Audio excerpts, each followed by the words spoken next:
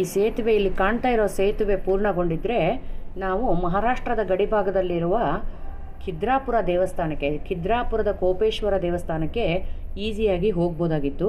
ಆದರೆ ಈ ಸೇತುವೆ ಪೂರ್ಣಗೊಂಡಿಲ್ಲ. ಕೆಲವೊಂದು ಕಾರಣಗಳಿಂದಾಗಿ ಪೂರ್ಣಗೊಂಡಿಲ್ಲ ಅಂತ ಸ್ಥಳೀಯರು ಹೇಳ್ತಾರೆ.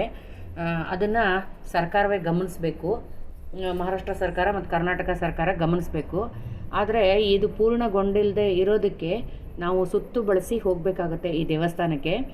ಕೊಲ್ಲಾಪುರ ಜಿಲ್ಲೆಯಲ್ಲಿರುವ ಸಾಂಗ್ಲಿಯಿಂದ 32 ಕಿಲೋಮೀಟ್ರ್ ದೂರದಲ್ಲಿರುವ ಮತ್ತು ಕೊಲ್ಲಾಪುರದಿಂದ 60 ಕಿಲೋಮೀಟ್ರ್ ದೂರದಲ್ಲಿರುವಂತಹ ಖಿದ್ರಾಪುರದ ಕೋಪೇಶ್ವರ ದೇವಸ್ಥಾನಕ್ಕೆ ನಾವು ಹೋಗ್ತಾ ಇದ್ದೀವಿ. ಇದು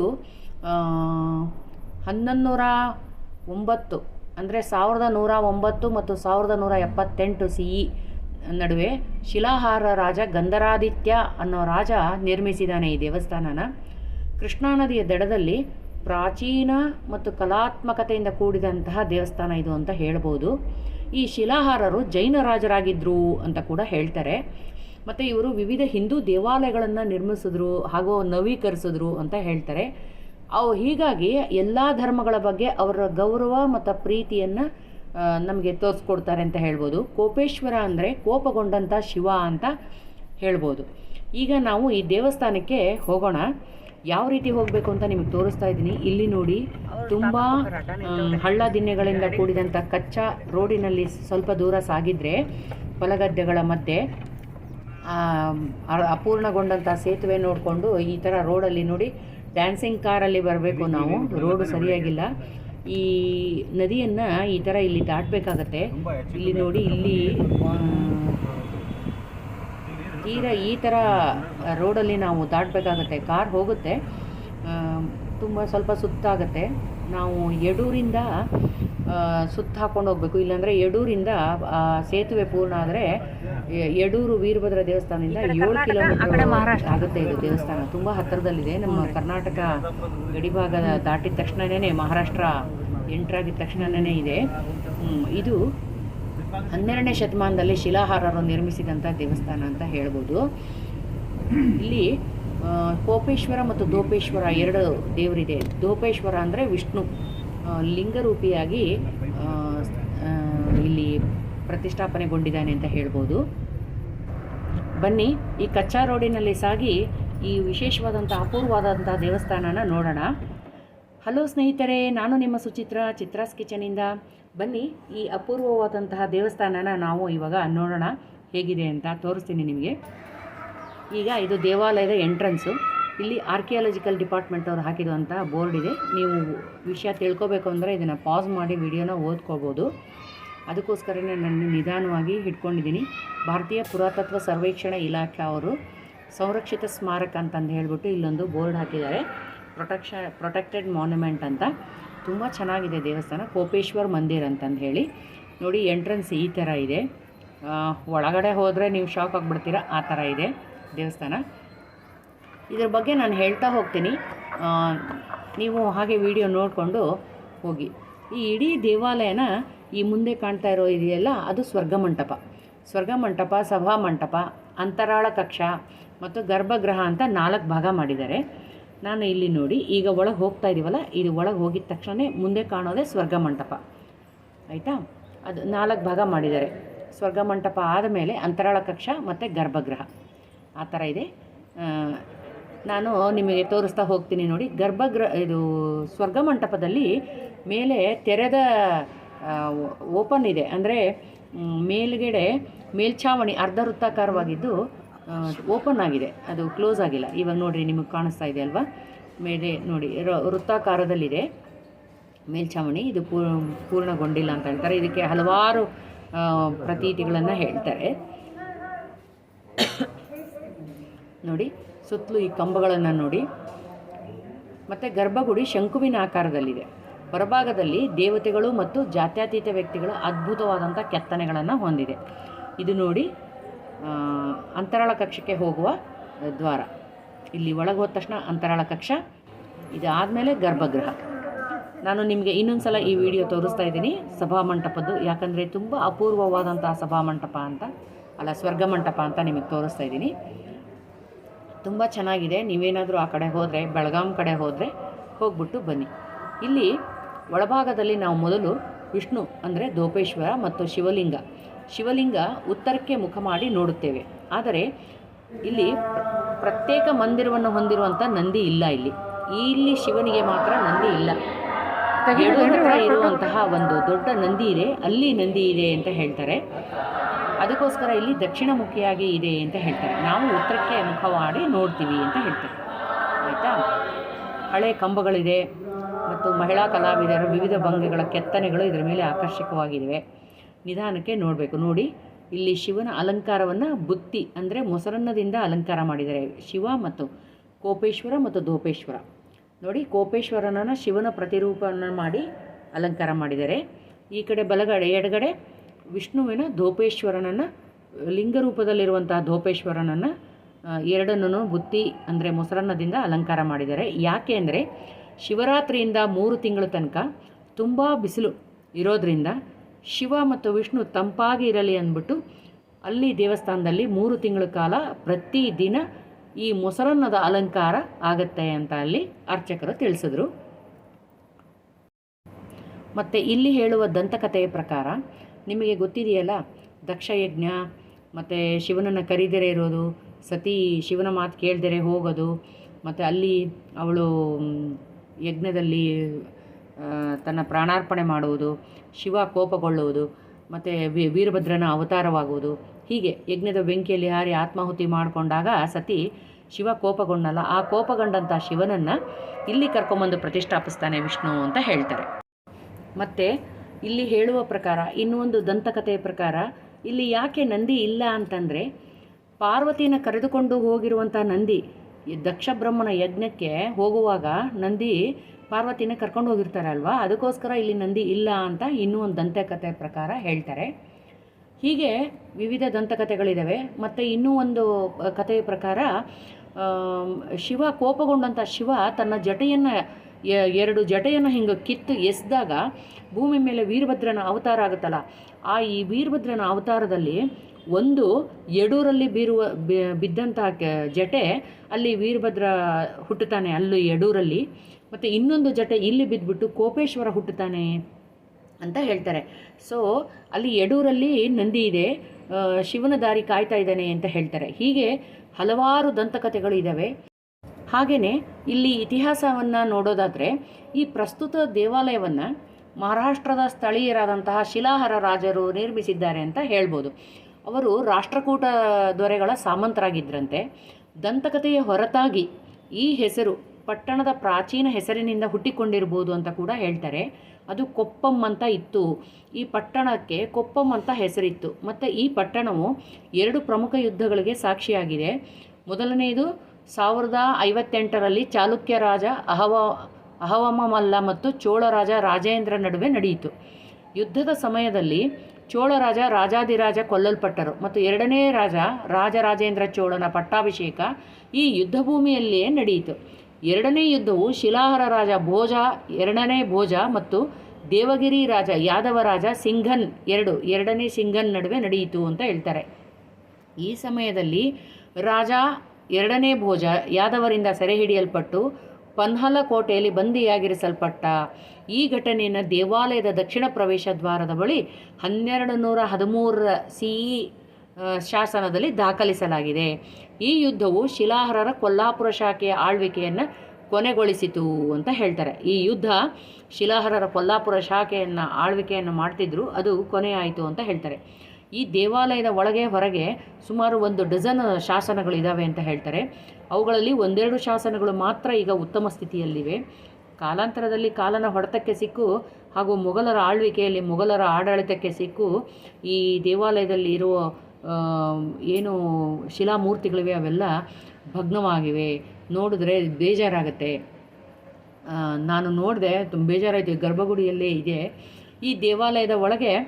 ಮತ್ತು ಇಲ್ಲಿ ಎಲ್ಲ ಶಾಸನಗಳು ಕನ್ನಡ ಭಾಷೆ ಮತ್ತು ಕನ್ನಡ ಲಿಪಿಯಲ್ಲಿವೆ ಅಂತ ಹೇಳ್ಬೋದು. ಸಂಸ್ಕೃತ ಭಾಷೆಯಲ್ಲಿರುವ ಏಕೈಕ ದೇವನಾಗರಿ ಶಾಸನ 2ನೇ ಸಿಂಘನ್ರವರದ್ದು ಮತ್ತು ಇದು ದೇವಾಲಯದ ದಕ್ಷಿಣ ಪ್ರವೇಶ ದ್ವಾರದ ಬಳಿ ಹೊರಗೋಡೆಯ ಮೇಲೆ ಇದೆ ಅಂತ ಹೇಳ್ಬೋದು. ಈ ಸ್ವರ್ಗ ಮಂಟಪ ಒಂದು ನಿಮಗೆ ತೋರಿಸಿದ್ನಲ್ವ ಫ್ರಂಟು, ಮತ್ತೆ ತೋರಿಸ್ತೀನಿ. ಇದನ್ನು ಪ್ರವೇಶಿಸುವಾಗ ಮೇಲ್ಭಾಗದಲ್ಲಿ ವೃತ್ತಾಕಾರದ ತೆರೆಯುವಿಕೆ ಅಂತ ತೋರಿಸಿದ್ನಲ್ಲ ನಿಮಗೆ, ಇದರಲ್ಲಿ ಕೈಯಿಂದ ಕೆತ್ತಿದಂಥ 48 ಸ್ತಂಭಗಳು ಸುತ್ತಲೂ ತೋರಿಸಿದೆ ನೋಡಿ ನಿಮಗೆ. ಇವಾಗ ಮತ್ತೆ ತೋರಿಸ್ತೀನಿ ಸಾಧ್ಯ ಆದರೆ. ಈ 48 ಸ್ತಂಭಗಳಿಂದ ತಯಾರಾಗಿದೆ. ಸ್ವರ್ಗಮಂಟಪದ ಪರಿಧಿಯಲ್ಲಿ ಗಣೇಶ, ಕಾರ್ತಿಕೇಯ, ಕುಬೇರ, ಯಮರಾಜ, ಇಂದ್ರ ಮುಂತಾದ ಕೆತ್ತಿದ ವಿಗ್ರಹಗಳು ಮತ್ತು ನವಿಲು, ಇಲಿ, ಆನೆ ಮುಂತಾದವುಗಳು ಇದ್ದಾವೆ. ಸ್ವರ್ಗಮಂಟಪದ ಮಧ್ಯಭಾಗದಲ್ಲಿ ನಿಂತು ಸಭಾಮಂಟಪದ ಪ್ರವೇಶ ದ್ವಾರದ ಎಡಭಾಗದ ಗೋಡೆಯ ಮೇಲೆ ಬ್ರಹ್ಮದೇವರ ವಿಗ್ರಹಗಳನ್ನು ನೋಡ್ಬೋದು ಅಂತ ಹೇಳ್ತಾರೆ. ಮತ್ತು ದೇವಾಲಯದ ದಕ್ಷಿಣ ಬಾಗಿಲಿನ ಪೂರ್ವಕ್ಕೆ ಜೋಡಿಸಲಾಗದ ಕಲ್ಲಿನ ಪೀಠವು ಸಂಸ್ಕೃತದಲ್ಲಿ ಕೆತ್ತಿದ ಶಾಸನವನ್ನು ಹೊಂದಿದೆ. ಇದು ದೇವನಾಗರಿ ಲಿಪಿಯಲ್ಲಿ ಇದೆ ಅಂತ ಹೇಳ್ಬೋದು. ಈ ದೇವಾಲಯವನ್ನು 1136ರಲ್ಲಿ ಯಾದವ ರಾಜವಂಶದ ರಾಜ ಸಿಂಗದೇವ್ ನವೀಕರಿಸಿದ್ದಾರೆ ಕಾಲಾಂತರದಲ್ಲಿ ಅಂತ ಹೇಳ್ಬೋದು. ಈಗ ನಿಮಗೆ ನಾನಲ್ಲಿ ಗೋಡೆ ಮೇಲಿರುವಂತಹ ಶಿಲಾಮೂರ್ತಿಗಳನ್ನು ತೋರಿಸ್ತೀನಿ. ಮೊಘಲರ ಆಳ್ವಿಕೆಯಲ್ಲಿ ಇವೆಲ್ಲ ಭಗ್ನಗೊಂಡಿದ್ದಾವೆ, ಅದನ್ನು ನಾನು ನಿಮಗೆ ಹೇಳಿ ತೋರಿಸ್ತೀನಿ. ಇಲ್ಲಿ ನೋಡಿ ಈ ಶಿಲಾಮೂರ್ತಿಗಳು ಹೇಗೆ ಭಗ್ನಗೊಂಡಿದ್ದಾವೆ ಅಂತ. ನಮಗೆಲ್ಲ ಬೇಜಾರಾಗುತ್ತೆ. ನಮ್ಮ ಶಿಲ್ಪಕಲೆ, ನಮ್ಮ ದೇವಾಲಯಗಳು, ನಮ್ಮ ಇತಿಹಾಸ, ನಮ್ಮ ದೇಶದ ಇತಿಹಾಸ ನೋಡಿ, ಇದೆಲ್ಲ ಶಿಲಾ ಪ್ರತಿಮೆಗಳು ಭಗ್ನಗೊಂಡಿದ್ದಾವೆ. ಆದರೆ ದೇವರ ಪೂಜೆ ಮಾತ್ರ ಇಂದಿಗೂ ನಿರಂತರವಾಗಿ ನಡೀತಾ ಇದೆ. ಅದು ಒಂದೇ ಖುಷಿ. ಶಿವ ತನ್ನನ್ನು ಇಲ್ಲಿ ಸೇವೆ ತಗೊಳ್ತಾ ಇದ್ದಾನೆ. ಶಿವ ಮತ್ತು ವಿಷ್ಣು ಹರಿಹರ ಕ್ಷೇತ್ರವಾಗಿ ನಿಂತ್ಕೊಂಡು ಇಲ್ಲಿ ನೆಲೆಸಿ ಭಕ್ತರ ಸೇವೆಗಳನ್ನು ಸ್ವೀಕರಿಸಿ ಭಕ್ತರನ್ನು ಉದ್ಧಾರ ಮಾಡ್ತಾ ಇದ್ದಾರೆ ಅಂತ ನಾವು ಹೇಳ್ಬೋದು. ತುಂಬ ಚೆನ್ನಾಗಿದೆ ದೇವಸ್ಥಾನ. ಇಲ್ಲಿ ಹತ್ತಿರದ ನಗರ ಅಂದರೆ ಇಲ್ಲಿಂದ ನಿಮಗೆ ಸಾಂಗ್ಲಿ 36 ಕಿಲೋಮೀಟ್ರ್ ಆಗುತ್ತೆ. ಸಾಂಗ್ಲಿಯಿಂದ ನೀವು 36 ಕಿಲೋಮೀಟ್ರ್ ದೂರದಲ್ಲಿ ಬಂದರೆ ಈ ದೇವಸ್ಥಾನ ಸಿಗುತ್ತೆ. ಮತ್ತು ಕೊಲ್ಲಾಪುರ ಇಲ್ಲಿಂದ 60 ಕಿಲೋಮೀಟ್ರ್ ದೂರದಲ್ಲಿದೆ ಅಂತ ಹೇಳ್ಬೋದು. ಮತ್ತು ಇಲ್ಲಿ 36 ಕಿಲೋಮೀಟ್ರು ಸಾಂಗ್ಲಿ ರೈಲ್ವೆ ನಿಲ್ದಾಣ ಏನಿದೆ, ಅಲ್ಲಿ ನಿಮಗೆ ಎಲ್ಲ ಪ್ರಮುಖ ರೈಲ್ವೆ ನಿಲ್ದಾಣಗಳಿಂದ ನಿಮಗೆ ಟ್ರೈನ್ಗಳು ಸಿಗುತ್ತೆ. ಮತ್ತು ಇಲ್ಲಿ ಶಿವಬೋಲ ಭಂಡಾರಿ ಹಾಡಿಗಾಗಿ ಕಟ್ಯಾರ್ ಕಲ್ಜತ್ ಗುಸಾಲಿನ ಚಿತ್ರದ ಚಿತ್ರೀಕರಣ ನಡೆದಾಗ ಈ ದೇವಾಲಯ ಜಾಸ್ತಿ ಫೇಮಸ್ ಆಯಿತು ಅಂತ ಹೇಳ್ಬೋದು. ಅದು ಕೂಡ ಪಿಕ್ಚರ್ ನೋಡಿದ್ರೆ ಚಿತ್ರದ ಚಿತ್ರೀಕರಣ ಅಂದರೆ ಚಿತ್ರನೇ, ಪಿಕ್ಚರೇ ಅದು. ಶಿವಬೋಲ ಭಂಡಾರಿ ಹಾಡನ್ನು ಇಲ್ಲಿ ಚಿತ್ರೀಕರಣ ಮಾಡಿದ್ದಾರೆ. ಇಲ್ಲೊಂದು ವಿಠ್ಠಲ ದೇವರದು ಒಂದು ಚಿಕ್ಕದಾದಂಥ ಮಂಟಪ ಇದೆ. ಇಲ್ಲಿ ವಿಠ್ಠಲ ದೇವರು ಇದ್ದಾರೆ, ಹಾಗೆ ಹನುಮಂತ ದೇವರಿದ್ದಾರೆ, ಮತ್ತು ರಾಮಂದು ಶ್ರೀರಾಮ ದತ್ತಾತ್ರೇಯ ಅವ್ರದ್ದು ಫೋಟೋಗಳಿದೆ. ಇಲ್ಲಿ ನೋಡಿ, ಇಲ್ಲಿ ವಿಠ್ಠಲರು, ಜಯ ಜಯ ವಿಠ್ಠಲ, ಪಂಡ್ರಾಪುರದ ವಿಠ್ಠಲ ಅವರು ನಿಲ್ಲಿಸಿದ್ದಾರೆ. ಇಲ್ಲಿ ಹನುಮಂತ ದೇವರು ನಿಲ್ಲಿಸಿದ್ದಾರೆ. ಪಕ್ಕದಲ್ಲಿ ಇದು ಚಿಕ್ಕದೊಂದು ಮಂಟಪ ಇದೆ ದೇವಸ್ಥಾನ ಪಕ್ಕದಲ್ಲಿ. ಇಲ್ಲಿ ಹನುಮಂತ ದೇವರು ನಿಲ್ಲಿಸಿದ್ದಾರೆ. ಬಟ್ ಎಲ್ಲ ಪೂಜೆಗೊಳ್ತಾ ಇದೆಯಲ್ಲ, ಅದು ಒಂದೇ ಖುಷಿ. ಹಂಪಿ ಅಲ್ಲೆಲ್ಲ ಹೋಗಿ ನೋಡಿದಾಗ ಪೂಜೆ ಎಲ್ಲ ಇಲ್ಲ, ಅಲ್ಲಿ ಬೇಜಾರಾಗುತ್ತೆ. ನೋಡಿ ಈ ಸ್ವರ್ಗ ಮಂಟಪದ ಕಂಬಗಳು ಕಾಣ್ತಾ ಇದೆಯಾ ಮುಂದೆ, ಹಾಗೆ ತೋರಿಸ್ತಾ ಹೋಗ್ತೀನಿ. ದೇವಾಲಯದ ಒಂದು ರೌಂಡ್ ಬರ್ತೀನಿ. ತುಂಬ ಬಿಸಿಲಿದೆ, ಕಣ್ಣು ಬಿಡೋಕ್ಕಾಗ್ತಿಲ್ಲ, ಅಷ್ಟು ಬಿಸಿಲಿದೆ. 40 ಡಿಗ್ರಿ ಇದೆ ಇಲ್ಲಿ ಟೆಂಪ್ರೇಚರು. ಕಾಲೆಲ್ಲ ಸುಡ್ತಾ ಇದೆ. ಹೊರಗಡೆ ಬಿಟ್ಟು ಬಂದಿದ್ದೀವಿ ಸ್ಲಿಪ್ಪರ್ನ. ತುಂಬ ಕಾಲು ಸುಡ್ತಾ ಇದೆ. ಎಷ್ಟು ಚೆನ್ನಾಗಿದೆ ನೋಡಿ ದೇವಸ್ಥಾನ. ಕಾಡಿನ ನಡುವೆ ಒಂದು ವಜ್ರದ ಥರ, ಒಂದು ಮುತ್ತು ವಜ್ರದ ಥರ, ಮಾಣಿಕ್ಯದ ಥರ ಮುಚ್ಚಿಕೊಂಡಿದೆ ಕಾಡಲ್ಲಿ. ಎಷ್ಟು ಚೆನ್ನಾಗಿದೆ ಅಲ್ಲ ದೇವಸ್ಥಾನ. ನೀವು ಬೆಳಗಾಂ ಅಥವಾ ಸಾಂಗ್ಲಿ ಅಥವಾ ಕೊಲ್ಹಾಪುರ ಹೋದರೆ ಈ ದೇವಸ್ಥಾನಕ್ಕೆ ಹೋಗೋದನ್ನು ಮರಿಬೇಡಿ, ನೋಡ್ಕೊಂಬನ್ನಿ. ತುಂಬ ಚೆನ್ನಾಗಿದೆ, ತುಂಬ ಖುಷಿಯಾಗುತ್ತೆ. ನಾವು ಹೋದಾಗ ಯಾರೋ ಫೋಟೋಶೂಟಿಗೆ ಬಂದಿದ್ದರು, ಮೋಸ್ಟ್ಲಿ ಪ್ರೀ ವೆಡ್ಡಿಂಗ್ ಫೋಟೋಶೂಟ್ ಇರಬೇಕು. ನೋಡಿ ಎಲ್ಲ ವಿಗ್ರಹಗಳು ಭಗ್ನಗೊಂಡಿದ್ದಾವೆ. ಬೇಜಾರಾಗುತ್ತೆ ನೋಡಿದ್ರೆ. ಎಂತೆಂಥ ಆರ್ಕಿಟೆಕ್ಚರು ನಮ್ಮದು ಇತ್ತು ಪ್ರಾಚೀನ ಕಾಲದ್ದು, ಎಲ್ಲ ನಾಶ ಆಗಿದೆ ಅಲ್ಲ, ಬೇಜಾರಾಗುತ್ತೆ. ನೋಡಿ ಹೇಗಿದೆ. ಎಲ್ಲ ಜಾತ್ಯತೀತವಾದಂತಹ ಗೊಂಬೆಗಳನ್ನು ನಿರ್ಮಿಸಿದ್ದಾರೆ ಅಂತ ಹೇಳ್ಬೋದು. ಕಂಬಗಳು ನೋಡಿ, ನಾನು ಹೇಳಿದ್ನಲ್ಲ ನಿಮಗೆ, ಕಂಬಗಳು 48 ಕಂಬಗಳಿದೆ ಇಲ್ಲಿ. 48 ಕಂಬಗಳಿಂದ ನಿರ್ಮಿತವಾಗಿದೆ ಈ ಸ್ವರ್ಗಮಂಟಪ. ಮತ್ತು ಇಲ್ಲಿ ಇನ್ನೊಂದು ದಂತಕಥೆ ಏನು ಹೇಳ್ತಾರೆ ಅಂದರೆ, ಈ ಸ್ವರ್ಗಮಂಟಪನ ನಿರ್ಮಿಸುವಾಗ ಇದನ್ನೆಲ್ಲ ನಿರ್ಮಿಸೋ ಅಷ್ಟೊತ್ತಿಗೆ ರಾತ್ರಿ ಆಯಿತು, ಮೇಲೆ ತಾರಸಿ ಹಾಕಿರಲಿಲ್ಲ, ಆಗ ಕತ್ಲಾಗೋಯ್ತು, ಅದಕ್ಕೆ ನಿಲ್ಲಿಸ್ಬಿಟ್ರು ಅಂತ ಒಂದು ಕಥೆನೂ ಹೇಳ್ತಾರೆ. ನೋಡಿ ಈ ಶಿಲ್ಪಕಲೆ ನೋಡಿ, ಆರ್ಕಿಟೆಕ್ಚರ್ ನೋಡಿ ಇದು ಹೇಗಿದೆ ಅಂತ. ನಮ್ಮ ಪುರಾತನ ಕಾಲದ ಆರ್ಕಿಟೆಕ್ಚರ್ ಹೇಗಿದೆ, ಯಾವ ವಿಜ್ಞಾನಿಗಳಿದ್ರು, ಯಾವ ಮಿಷಿನ್ಗಳಿದ್ವು ಅವಾಗ. ಈ ಥರ ಎಲ್ಲ ಕೈಯಲ್ಲಿ ಮಾಡಿರೋವಂಥ, ಕೈಯಲ್ಲಿ ಕೆತ್ತಿರೋವಂಥ ಕಂಬಗಳಿದೆಲ್ಲ, ಕೈಯಲ್ಲಿ ಕೆತ್ತಿರುವಂಥ ಕಂಬಗಳು. ಇದು ಸೋಪ್ ಸ್ಟೋನ್ ಅಲ್ಲ, ಇದು ನಮ್ಮ ಇದು ಆದರೆ ಹಾಸನದ ಹತ್ರ ಇರೋ ಬೇಲೂರು ಹಳೆಬೀಡು ಆದರೆ ಸೋಪ್ ಸ್ಟೋನ್ ಅದು. ನಮ್ಮ ನಂದಿ ದೇವಾಲಯದಲ್ಲೂ, ಭೋಗನಂದೀಶ್ವರ ದೇವಾಲಯದಲ್ಲೂ ಸೋಪ್ ಸ್ಟೋನ್ದು ಮಂಟಪ ಇದೆ. ಬಟ್ ಈ ಮಂಟಪ ಕೈಯಿಂದ ಕೆತ್ತಿರೋ ಅಂಥದ್ದು. ಸ್ಟೋನ್ ಕೂಡ ಅದಲ್ಲ ಅಂದ್ಕೊತೀನಿ, ಸೋಪ್ ಸ್ಟೋನ್ ಅಲ್ಲ ಇದು. ಬಲ್ಲವರು ಹೇಳ್ತಾರೆ ಅದನ್ನು, ನಂಗೆ ಅದ್ರ ಬಗ್ಗೆ ಐಡಿಯಾ ಇಲ್ಲ. ನೋಡಿ ಹೇಗಿದೆ ದೇವಸ್ಥಾನ, ತುಂಬ ಖುಷಿ ಆಯ್ತಲ್ಲ ನೋಡಿ. ನೀವು ಒಂದು ಸಲ ಹೋಗಿ ಬನ್ನಿ ಸ್ನೇಹಿತರೆ. ನನಗೆ ಇದನ್ನು ಹೋಗಬೇಕು ಅಂತ ಯಾವಾಗಲೂ ಇತ್ತು, ಆ ಕಡೆ ಹೋದಾಗ ಹೋಗಿ ಬಂದ್ವಿ. ನೀವು ಹೋಗಿ ಬನ್ನಿ. ಮತ್ತು ಈ ಸ್ವರ್ಗಮಂಟಪದ ಪರಿಧಿಯಲ್ಲಿ ಗಣೇಶ, ಕಾರ್ತಿಕೇಯ, ಕುಬೇರ ಎಲ್ಲ ಇದ್ದಾರೆ. ಯಮರಾಜ, ಇಂದ್ರ ಕೆತ್ತಿದ ವಿಗ್ರಹಗಳಿದೆ. ಮತ್ತು ಇಲ್ಲಿಂದ ನೀವು ಇದಕ್ಕೆ ನರಸಿಂಗವಾಡಿಗೂ ಹೋಗ್ಬೋದು. ಅದು ಕೂಡ ಹತ್ತಿರದಲ್ಲಿದೆ, ಅರ್ಧ ಗಂಟೆ ದೂರ ನರಸಿಂಗವಾಡಿ. ಅಲ್ಲಿ ಹೋಗಿ ಅಲ್ಲಿಂದ ನೀವು ಕೊಲ್ಲಾಪುರಕ್ಕೆ ಹೋಗ್ಬೋದು. ನೋಡಿ ತೆರೆದ ಮೇಲ್ಛಾವಣಿ ಇದು ಹೇಗಿದೆ ಅಂತ. ಸೂರ್ಯ ನೆತ್ತಿ ಮೇಲಿರೋದಕ್ಕೆ ನನ್ನ ಕ್ಯಾಮ್ರಾಗೆ ಸರಿಯಾಗಿ ಕಾಣಿಸ್ತಾ ಇಲ್ಲ, ಫುಲ್ಲು ಬೆವ್ತೋಗ್ಬಿಟ್ಟಿದ್ದೀವಿ, ಅಷ್ಟು ಬಿಸಿಲು. ಕತ್ಲು ಕಾಣಿಸ್ತಾ ಇತ್ತು ನೆತ್ತಿ ಮೇಲೆ ಇರೋದರಿಂದ ಸೂರ್ಯ. ಸ್ವಲ್ಪ ಟೈಮು ಇದ್ದಿದ್ರೆ ನೋಡಿ, ಆ ಮೇಲ್ಛಾವಣಿ ತೋರ್ಸೋಕ್ಕೋಸ್ಕರ ನಾನು ಈ ಥರ ಸುತ್ತು ಬಂದೆ. ಚೆನ್ನಾಗಿದೆಯಲ್ಲ ದೇವಸ್ಥಾನ. ಈ ಕಂಬಗಳನ್ನು ನೋಡಿ, ಗಮನಿಸ್ತಾ ಬನ್ನಿ. ಹಾಗೆಯೇ ಎಷ್ಟು ಖುಷಿಯಾಗುತ್ತೆ ಅಂದರೆ ದೇವಸ್ಥಾನ ನೋಡಿದ್ರೆ ವಾಪಸ್ ಬರೋದಕ್ಕೆ ಮನಸ್ಸಾಗಲ್ಲ, ಅಷ್ಟು ಚೆನ್ನಾಗಿದೆ. ಗಮನಿಸಿ ಕೆತ್ತನೆ ಹೇಗಿದೆ, ದೇವಸ್ಥಾನ ಹೇಗಿದೆ ಅಂತ. ಸೂರ್ಯ ಕರೆಕ್ಟಾಗಿ ನೆತ್ತಿ ಮೇಲಿದ್ದಾನೆ.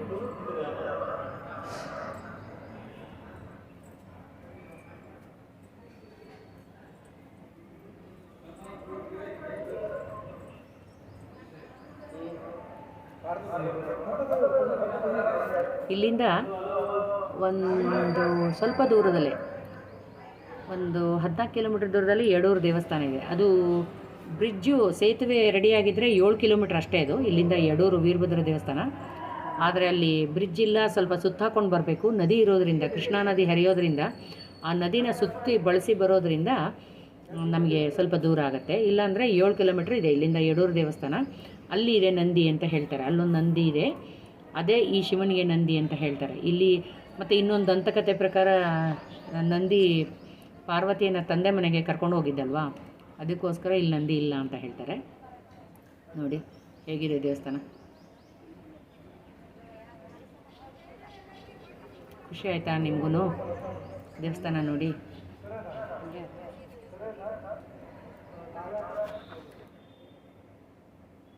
ನಾನು ಒಂದೆರಡು ಸೆಲ್ಫಿ ತಗೊಂಡೆ ಹಾಗೆಯೇ ದೇವಸ್ಥಾನದ ಜೊತೆಗೆ, ಯಜಮಾನ್ರ ಜೊತೆಗೆ, ದೇವಸ್ಥಾನ ಮತ್ತು ಯಜಮಾನ್ರ ಜೊತೆಗೆ ಸೆಲ್ಫಿ ತಗೊಂಡು ಈ ಇದರಲ್ಲಿ ಫೋಟೋ ತಗೊಂಡು ಬಂದ್ವಿ. ಚೆನ್ನಾಗಿ ಬಂದಿದೆ, ನೀವು ಹೋಗಿ ಬನ್ನಿ ಅಂತ ಹೇಳ್ತಾ, ಮತ್ತು ನೆಕ್ಸ್ಟು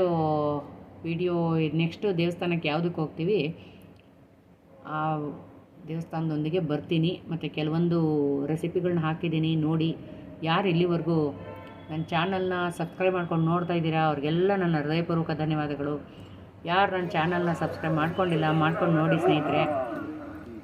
ನಿಮಗೆ ಈ ವಿಡಿಯೋಗಳು ಇಷ್ಟ ಆದರೆ ಲೈಕ್ ಮಾಡಿ, ಶೇರ್ ಮಾಡಿ, ಕಮೆಂಟ್ ಮಾಡಿ, ಆಯಿತಾ? ಇಷ್ಟ ಆಗಿಲ್ಲ ಅಂದರೆ ಡಿಸ್ಲೈಕ್ ಕೂಡ ಮಾಡ್ಬೋದು, ಅದು ನಿಮ್ಮ ಹಕ್ಕು. ಮತ್ತು ನೀವು ಸ್ಫೂರ್ತಿ ಕೊಟ್ಟರೆ ಅದು ನನಗೆ ಪ್ರೇರಣೆ ಅಂತ ಹೇಳ್ಬೋದು. ನೋಡಿ ದೇವಸ್ಥಾನ ಹಾಗೆ ಒಂದು ರೌಂಡ್ ಬರ್ತಿದ್ದೀನಿ, ನಿಮ್ಗೇನು ಅನಿಸುತ್ತೆ ಅಂತ ಹೇಳಿ. ನೋಡಿ ತುಂಬ ಕಷ್ಟ ಬಿದ್ದು ಮಾಡಿದ್ದೀನಿ, 12 ಗಂಟೆ ಆಗಿತ್ತು, ನೆತ್ತಿ ಮೇಲೆ ಬಿಸಿಲು, ಕಾಲು ಸುಡ್ತಿದೆ.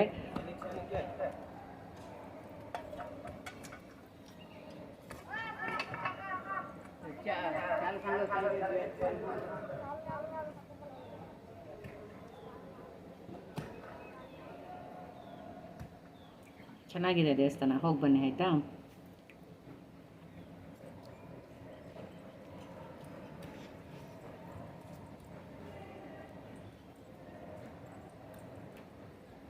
ಮತ್ತು ಕೆಲವೊಂದು ಈ ದಂತಕಥೆಗಳಿಗೆ ಯಾವುದೇ ಮೂಲಗಳನ್ನು ಇರೋದಿಲ್ಲ, ಸ್ಥಳೀಯರು ಹೇಳುವಂಥ ದಂತಕಥೆಗಳವು, ಅವಕ್ಕೆ ವಿಶ್ವಾಸಾರ್ಹ ಮೂಲಗಳು ಇರೋದಿಲ್ಲ.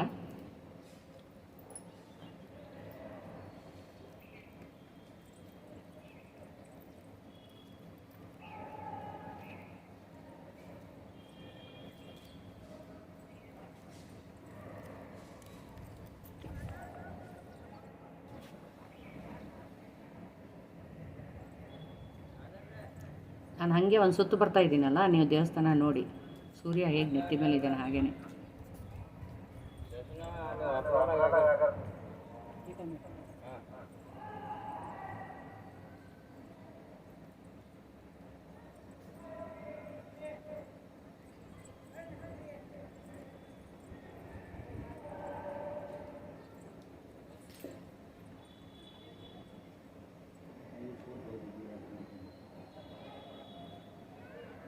ಇಲ್ಲಿ ಶಿವನಿಗೆ ಅಭಿಷೇಕವಾದಂಥ ನೀರು ಇಲ್ಲಿ ಬಂದು ಬೀಳುತ್ತೆ.